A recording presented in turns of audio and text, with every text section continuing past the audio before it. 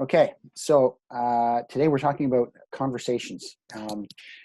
One of the questions I actually had when I sent out my request for what you guys want to learn right now is one of them was how to have a great conversation, how to carry a conversation, how to direct a conversation, and how to end a conversation, because it's not something that everybody's really good at it. So um, it's a skill like anything else. So I thought I would share some ideas. Let me just open up my. Let me make sure one thing first.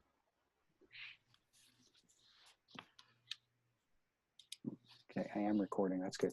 Didn't want to forget. Okay.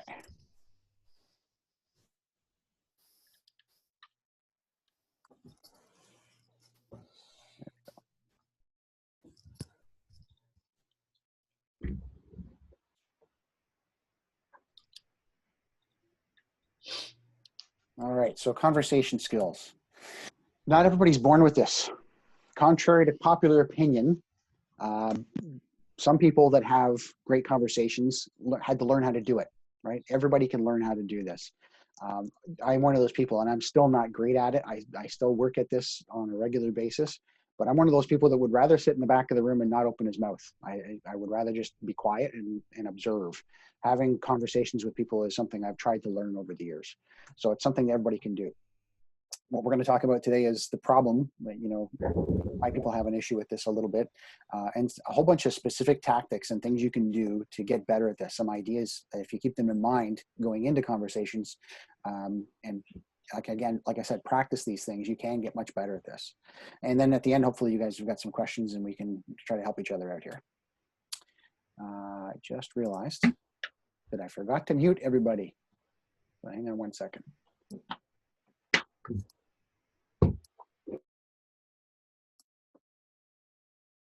Okay. So it's really, really awkward. If you don't know how to have a conversation or carry a conversation or how to direct it the next step forward, it feels really, really awkward. What we want to do is meet someone and build a connection, but that's not always the easiest thing to do. The concern is, having bland or empty conversations. You guys watch Seinfeld? Did you see the episode where George had the conversation with the guy and somebody made some snide comment and he didn't know how to respond to it? Shows him flying home, realizing I should have said such and such. And then he gets back on the plane and flies back just to deliver that insult to the guy.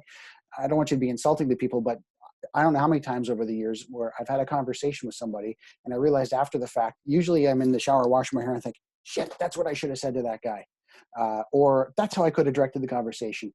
So I hope that we get to the point where that doesn't happen as often, right? And not seeming to be able to get past the weather. You ever get into an elevator with someone and they say, hey, crazy weather we're having, and then that's it. It's just crickets, and you got to go up 25 floors with them in silence. That's awkward. So we want to get past that. The silences, my God, the silences, it drives me nuts. You ever start sweating? You're talking about the weather and then it goes quiet and you're thinking I should say something but I don't know what to say, and the sweat starts trickling down or down your back.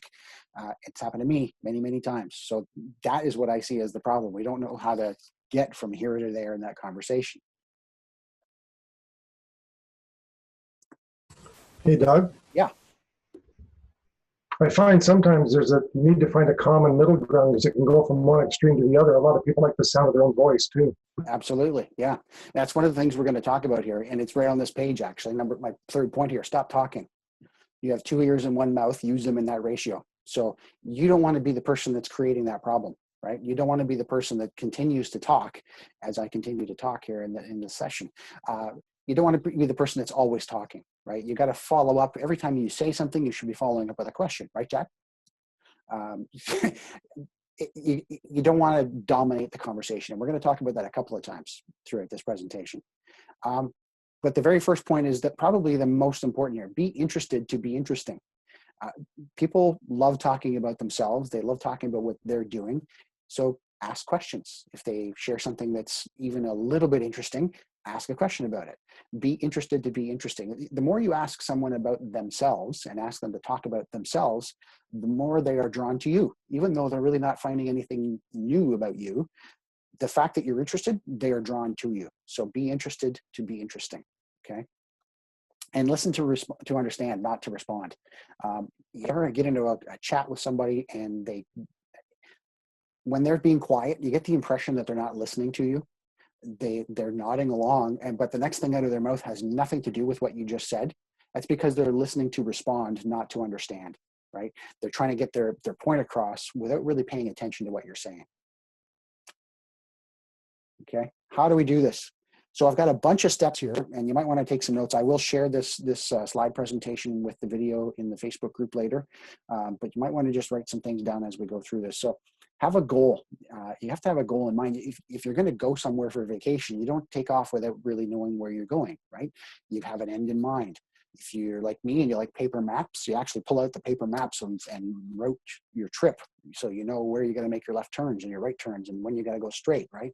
So the same thing applies here. You've got to have a map to get to your destination. So when you're going into a conversation, you're meeting a potential client, for example, or you're just going to a party.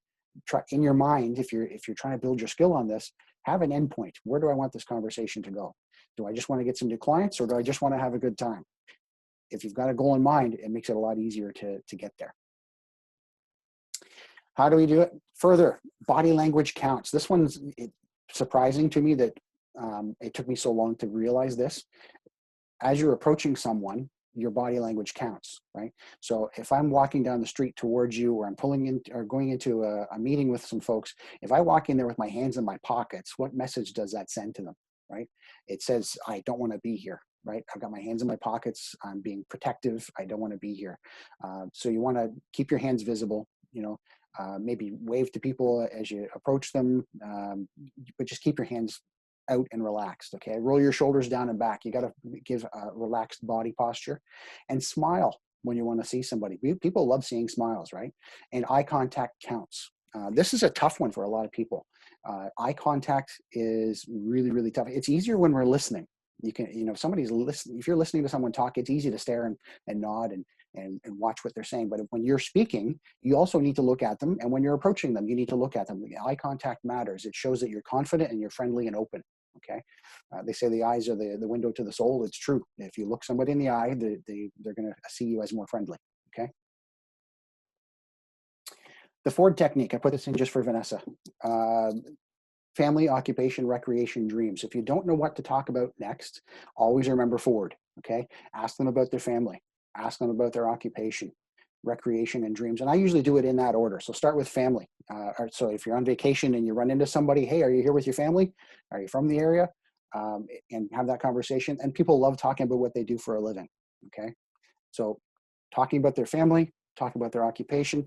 In most cases, you don't get past that. Usually the conversation is long enough with just those two, but if it carries on, if it's interesting and you're interested and it carries on, then you're going to move to recreation. So when you're not selling houses, what do you do for fun, right? When you're not out fishing, or excuse me, when you're not working, do you do any fishing, or find out what they do for recreation.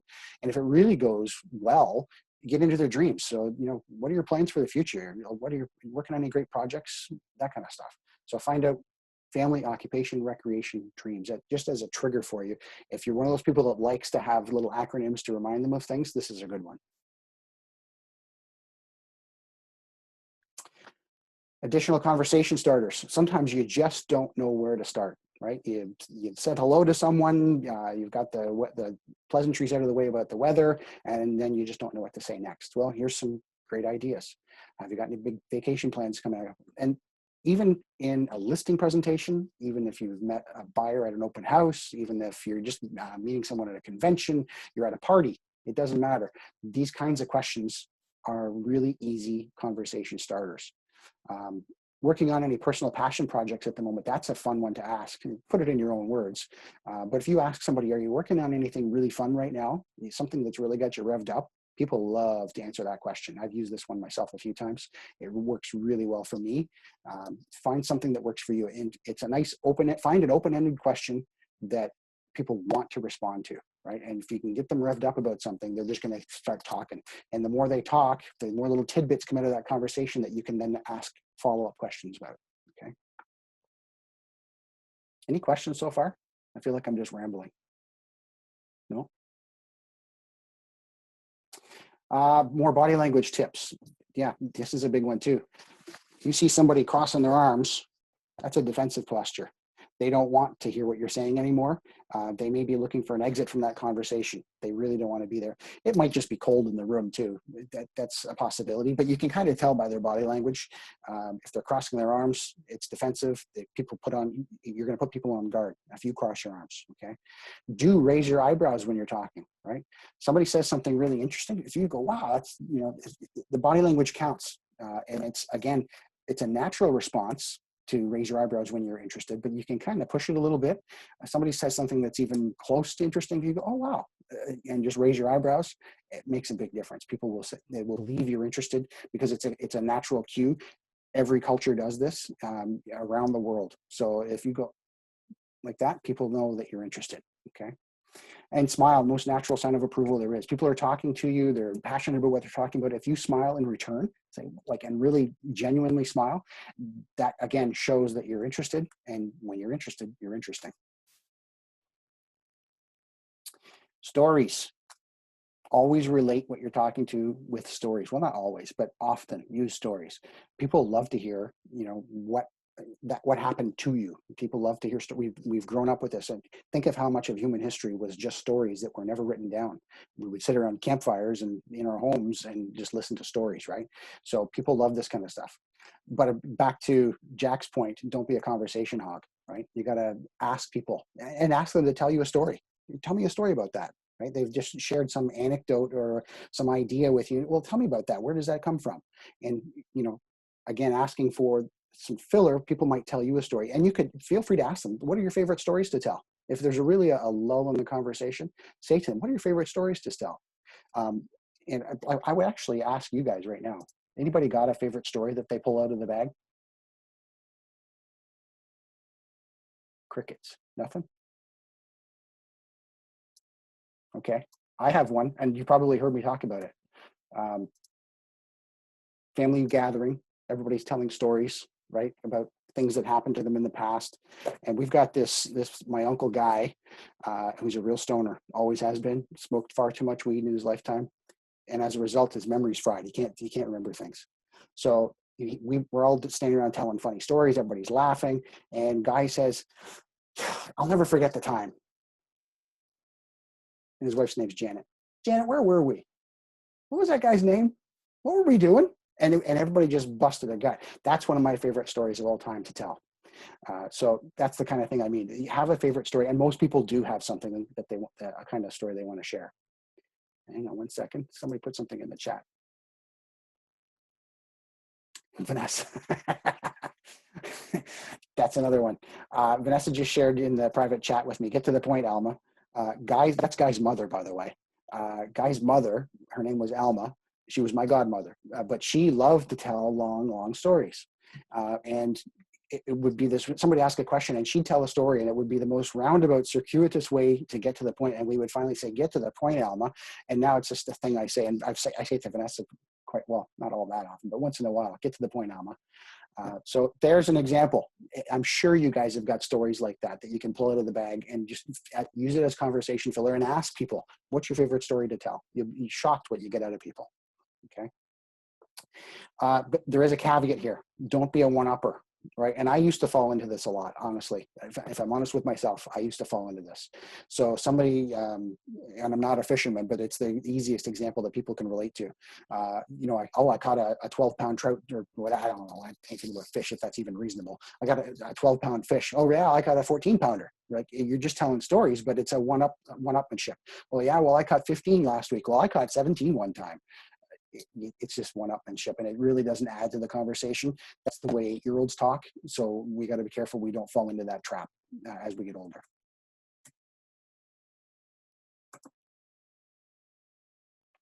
Reciprocity. So we hear this term a lot, the law of reciprocity. It counts in conversations too. So if they ask you a question, by all means answer their question, but don't just let it drop there. You've got to follow it up with a question. Right? So and a good example of this is, how's the market, right? So in real estate, people are going to ask you, how's the market? And your answer needs to change today, by the way.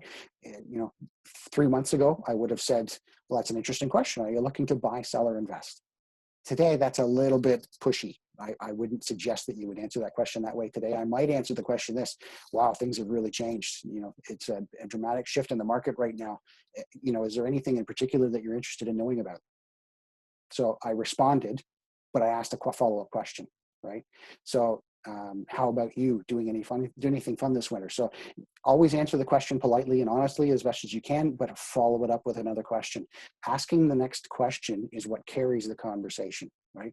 If all you do is answer the question, and I'm sure you've been in conversations, quote unquote conversations with people where you ask a question and they say, yep, right?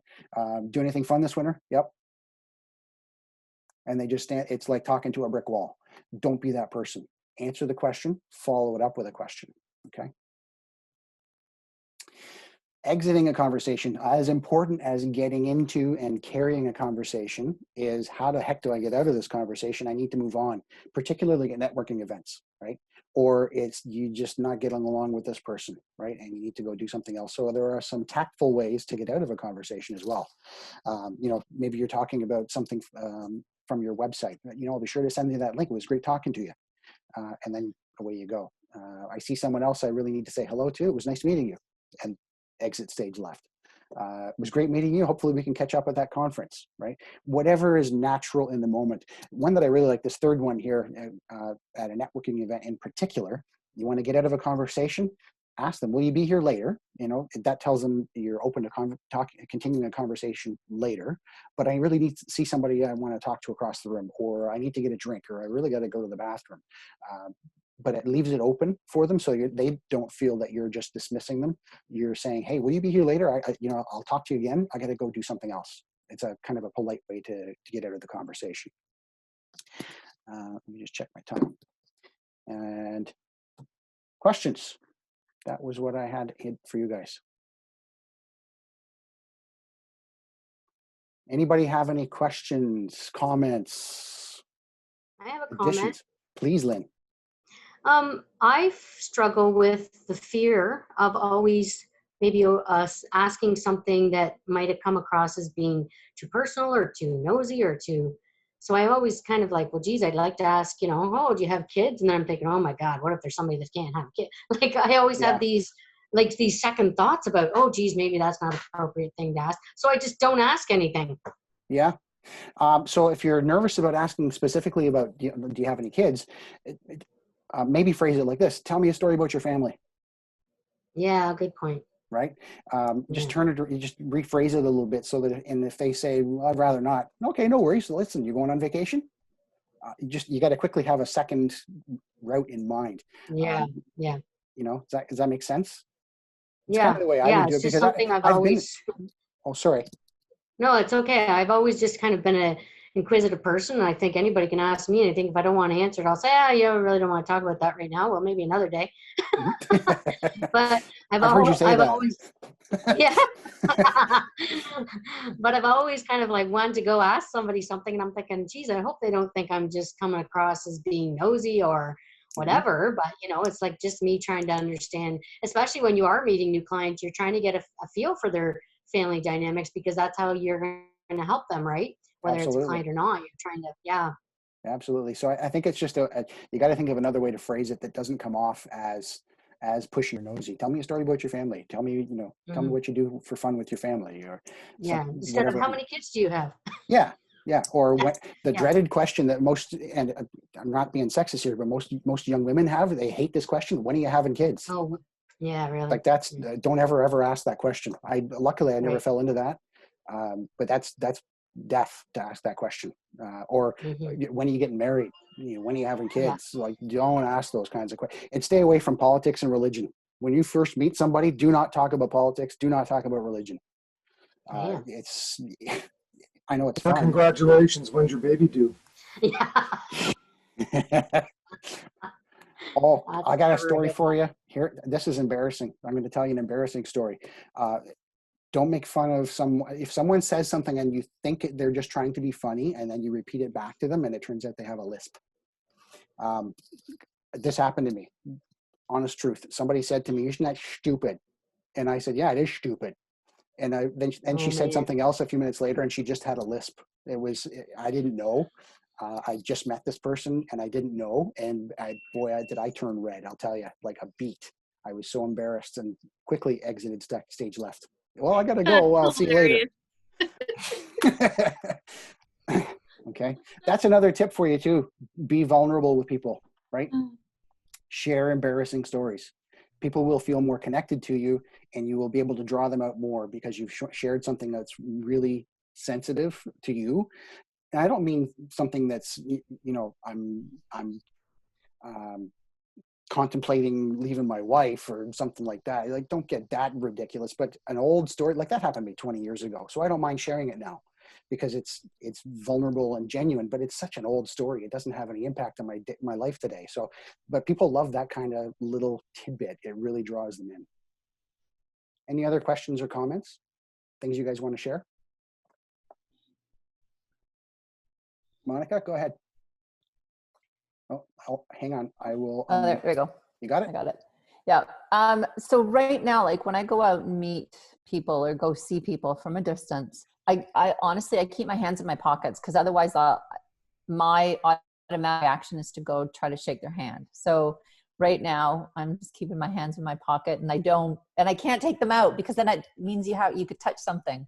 So it might be a bit of a defensive body thing, but I'll forgive you for that for now, but you just have to be cognizant of the risks today in doing that kind of stuff. I would still suggest though that this is so ingrained in our subconscious and our psyche that hands in our pockets is defensive, and that it's I don't want to be here. I don't trust you. It's mostly I don't trust you. I think you gotta have to take your hands out of your pockets and just be careful. You got to be more cognizant of what you're doing. I want to hug them. Well, I was saying to Louisa yesterday on the phone, I see pictures of groups of people right now, and I almost get teary-eyed because I can't go and be with a group of people anymore, other than my family, which is great. But it's tough. I get that. But by the same token, if you're meeting somebody for the first time or the second time or the third time, and you show up with your hands in your pockets, it's not going to, their psyche, subconsciously, they're going to say there's something wrong. So you just be careful. And if that's the only way you can feel safe, Monica, by all means, ignore what I'm saying. You got to do what you got to do. Anything else, guys? No? Okay. Thanks, Doug. Thank you. You guys have a great day. See you later. Okay. Thank you. See you at happy hour. You bet. Thanks, Doug. See you Bye, later. guys. Bye, everybody. Bye, everybody.